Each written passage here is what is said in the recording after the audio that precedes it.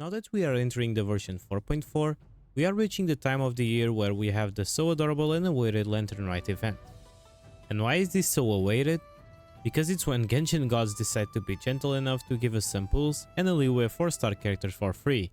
In this video, I will talk about every 4-star that you will be able to pick, including their roles and how they can improve your account. I will also talk about which one is worth picking for every scenario you can encounter. What I mean with this? Simple. If you don't have any of them, I will tell you who should you go for as your first copy, and if you are someone who is pursuing constellations, I will also tell you who should you pick. Before we start, don't forget to like this video and leave a sub on my channel, especially if you like my content. 99% of you are not subscribed, so let's try to change that number until the end of the month, okay? If you guys are interested, keep an eye out for my community tab. I always share my uploads there, and I also do some interactive posts where you guys can help me with future video ideas. Also, if you like my work and want to support me with a monetary help, you can become a member to my channel. It's a pure symbolical help, and I will appreciate if you guys have suggestions for improvements on my own memberships. All my other links are on the description if you are interested, so let's now talk about who to pick among the 4-star leeway characters. Among the 10 characters you can possibly choose, we have different purpose on your teams. We have main DPSs, sub DPSs, shielders, healers, and supports. I will talk about every one of them, and it will not be by order at all. I will do the ranking last for you guys to check out, depending if you want to go for a C0 or a constellation of a character you already own. Starting with Xinyan, she's a pyro shielder and also a DPS for physical teams. I'm going straight up to the point with her. She's not great at all. She's one of the weakest characters you could get on the game, and especially since her main focus is dealing damage, you will have other characters that can provide more to your teams without being focused on the niche physical teams. Xinyan's skill will provide you with a shield that will have its strength dependent on how many enemies you hit with the same skill, and if you manage to reach the max level, you will occasionally deal pyro damage. Xinyan burst creates an instance of crazy amounts of physical damage, followed by some pyro damage over time. One of Xinyan's problems comes from the split scalings. Her damage scales with attack, but her shield strength with defense, and this leads to a bigger problem, which is her relying on this exact shield. Xinyan specializes in physical teams thanks to her own damage and the buffs she provides for those teams, but with a bit of copium, you can also enter in some pyro related teams. But unfortunately for her, she's never the best in slot for any of these teams. For the pyro teams, it's clear why she's not the best in slot. You have so many other options that provide more for your teams. And it's ironic that her element and split scaling are the reasons why she's not the best in slot for any physical teams. In my opinion, her constellations are not that important. But if you are curious to know what's her best constellation, in my opinion, it's her C2, because it allows your burst to always crit, so it will always dish out a respectable amount of physical damage.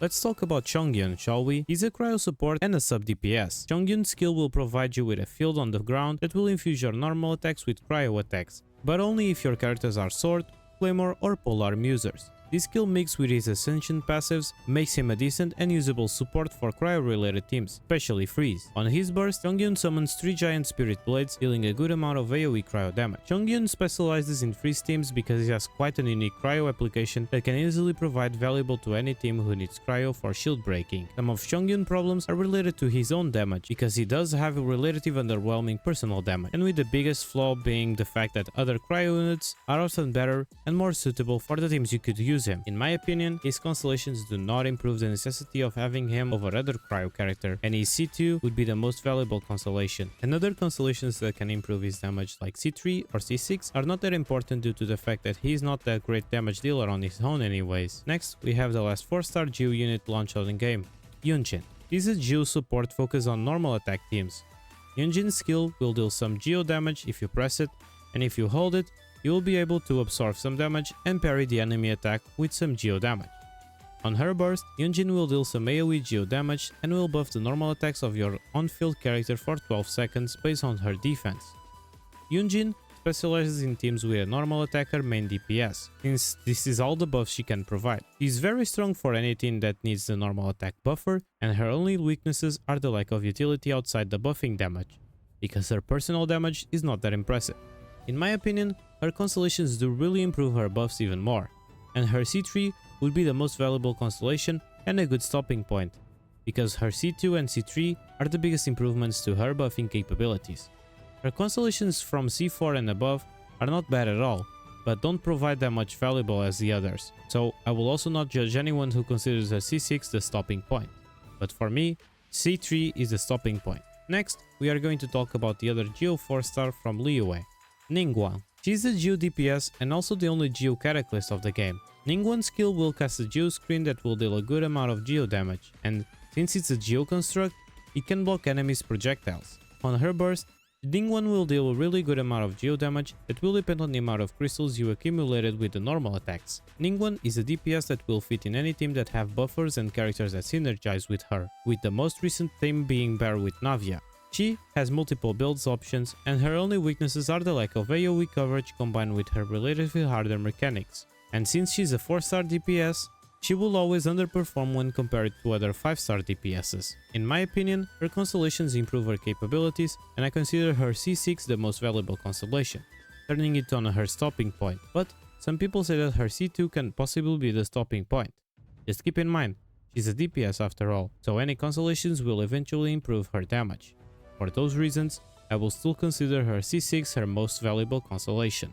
Let's now talk about Fire Mario, Yanfei. He's a pyro charge attack DPS and a possible shielder that throws fireballs just like Mario. Yanfei's skill will just do some pyro damage while also buffing your own charge attack, and on your burst, you will do a big pyro damage hit that also buffs the damage of your charge attacks. Yanfei is a DPS that will fit well in any team that is related to pyro, especially vaporized teams. She's relatively easy to build, with long range attacks, and her biggest weaknesses is that she needs a lot of stamina management due to the fact that you will be using charge attacks a lot. And, just like Ningguang, since she is a 4-star DPS, she will most likely underperform when compared to any 5-star DPS. In my opinion, her constellations improve her capabilities just like with any other DPS, and I consider her C2 to be a good stopping point, but some people may consider her C4 the stopping point, since she will allow your Yanfei to be used as a shielder for your teams. Now, about our pirate mummy, Beidou. She's an electro sub DPS that offers electro damage off field. Beidou's skill will deal electro damage if you press it, but if you hold it, it will work just like a parry, and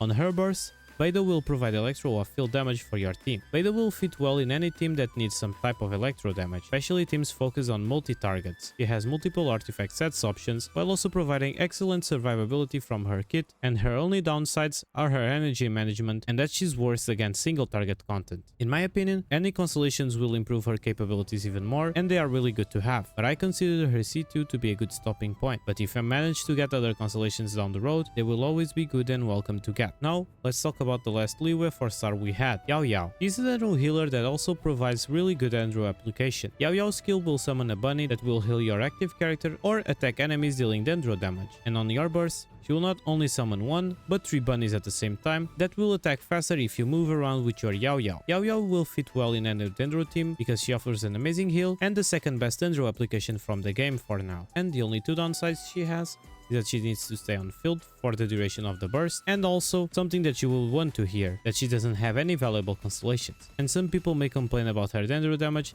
but come on guys, she's a healer, not a DPS. In my opinion, just like I said, Yao Yao doesn't have any super valuable constellations, and I consider her stopping point being at C0. It's not worth picking up just for constellations, it's better to wait if you get them from future banned pools. It's finally the time to talk about the Tartaglia carrier, Xiangling. She's a sub DPS that's focused on dealing off-field pyro damage with her burst. Xiangling's skill will summon Guoba, who will deal pyro damage at intervals, and on her burst, she will summon a Pyronado that will deal a lot of pyro damage in the circular area. Xiangling will fit well in any teams that need a secondary DPS or a pyro character to vape while dealing damage. That's exactly why she's used a lot in national teams with Child, for example. Xiangling is super F2P friendly to build, while also providing a lot of damage, especially in AoE, and her only downsides are related to her energy issues, because she needs Bennett as a battery, and also to her C4 being necessary. One thing that it's worth mentioning, Xiangling is free for everyone on the Abyss, so you will eventually end up getting her at least at C0, but in my opinion, her C4 is her most valuable constellation and stopping point, and you will for sure notice a big difference from her damage from C0 to C4. But if you eventually get her C6, that's also good for your account. Let's now talk about Xingqiu, the one considered to be the best 4-star from Liyue. He's a sub DPS that is focused on dealing off-field hydro damage with his burst. Xingqiu's skill will do hydro damage while also providing damage reduction and resistance to interruption, and on his burst, he will start providing hydro damage off-field thanks to his range swords when you use your normal attacks. Xingqiu will fit well in in any team that needs Hydro off field where it's being used normal attacks. He will always be flexible and essential to your teams. He's super strong against single target enemies, and he can be used with low advancement while also providing defensive option, and in my opinion his only weaknesses is his high energy requirements. In my opinion, even though he is a sub DPS, his constellations improve his capabilities even more, like with an on-field DPS, and I consider his C6 to be his best constellation, turning into the stopping point. For last, but not the least, it's now time to talk about the new 4-star character coming next version, Ming. For what we could see from the livestream, he's a main DPS that focuses on dealing plunging attack damage. Ming's skill will deal pyro plunging damage while also draining a bit of his HP, and on his burst he will enter a new state, summoning his pet, dealing AoE pyro damage, and every time his pet comes back to him, his skill cooldown will be resetted. Ming will fit well in any team where its main core is pyro reactions. Ming seems to be super strong, especially due to the fact that he will work with Forina and the Marishoshi set, while also having a perfect synergy with the new 5-star Chongyun. Since he is not launched yet, I cannot point out any weaknesses of him. We don't know the value behind his constellations, but since he's a main DPS, I'm assuming his constellations improve his capabilities even more, just like they do with other main DPSs. So I will consider his C6 to be his best constellation, turning this into his top. Now that we talk individually about every character, one thing I should mention is the Starglitter Shop, since some of you may be choosing a character when you could just get them from the shop. To avoid any mistakes you guys may end up making, I will now list when you can buy some of these characters. In January and July, you can buy Xiangling if you wish to have her, and at the time I launch this video, it will still be January, so if you are fast enough, you can still try to get her there. In February and August, you can get Beidou from the shop, so if you are thinking on picking her from the event, keep that in mind. And for last, on March and September, you can either get Xingqiu or Ningguang are from the shop. Now, we've reached the part where I will rank them. If your goal is to get a new character, because you prefer having more characters than constellations, you should pick the one that you are missing, since Ming is the new 4-star from this version and will be on Chongyun and Nahida's banner. If you guys are not going to pull on them,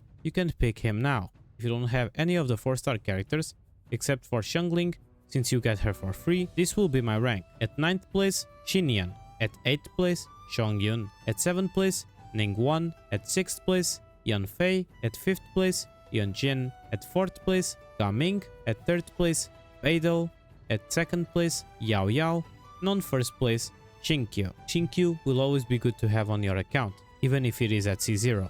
If your goal is to get the best constellations for every character, I will now show the list of their stopping points constellations for you to have an idea. For Yao Yao, you don't need any constellations, so C0 is already perfect. For Beidou, Xinyan, Chongyun and Yanfei, their stopping point would be at C2, so if you get more constellations, amazing, but you don't need to go after them if you have other objectives. For Yunjin, her stopping point is at C3, and further constellations will just optimize her buffs. For Xiangling, her stopping point relies on her C4, and anything after that is just a small increase on your damage. And for last, for Xingqiu, Ningguang and Ming, their stopping points should be at their C6. So if you plan on playing a lot of one of these three, you might want to pick them even if it is a constellation. Just a reminder before the video ends, your choice shouldn't be affected by my opinion. If you already had some choice in mind, you are free to pick the character you wanted. This is just a video to inform new players or F2Ps on who to invest first. But if any of you prefers the character that I entitled last week, you can still go for them. Every character can work if you dedicate your time to them. I hope you have liked my video. Don't forget to leave your like and subscribe to change that annoying 99%. Let's try to change that until the end of the month, okay? Share this video with everyone you know it's still deciding who to pick out from the Lantern Rite Event. Feel free to leave your opinion about this topic down on the comment. Do you agree with my decisions? Who are you going to pick? Thank you so much for watching this video. It was a pleasure having you from this side. And a special thanks for my members, okay? You guys are amazing. Bye bye everyone. See you all in my next video. See ya.